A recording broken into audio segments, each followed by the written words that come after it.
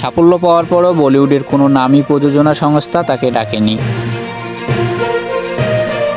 কিন্তু তাকে থামানো যায়নি। পরে তার সঙ্গে কাজ করেছে প্রথম সারির অনেক প্রযোজনা সংস্থা। হচ্ছিল কার্তিক আরিয়ানের কথা। একের পর এক হিট দিয়ে এখন হিন্দি সিনেমার অন্যতম শীর্ষ নায়ক তিনি। আজ 22শে নভেম্বর অভিনেতার জন্মদিন। জেনে নেওয়া যাক কার্তিক আরিয়ানের তারকা হওয়ার গল্প। কার্তিক মুম্বাই এসেছিলেন অভিনেতা হওয়ার আশায়, কিন্তু বাড়িতে বলেছিলেন ইঞ্জিনিয়ারিং পড়ছেন। নাভি মুম্বাইয়ের এক ইঞ্জিনিয়ারিং কলেজে ভর্তি হয়েছিলেন বটে, তবে সেটা ছিল মুম্বাইয়ে থাকার বাহানা মাত্র।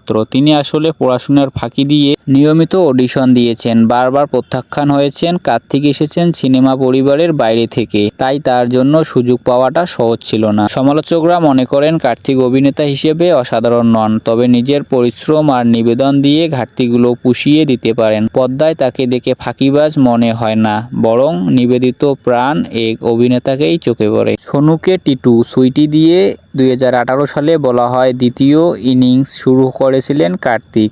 এরপর তার পেশাগৃহে মুক্তি পাওয়া 8 সিনেমার 5টি হিট করেছে। বাড়িতে মিথ্যা বলা কার্তিক হয়তো এই জীবনেই চেয়েছিলেন।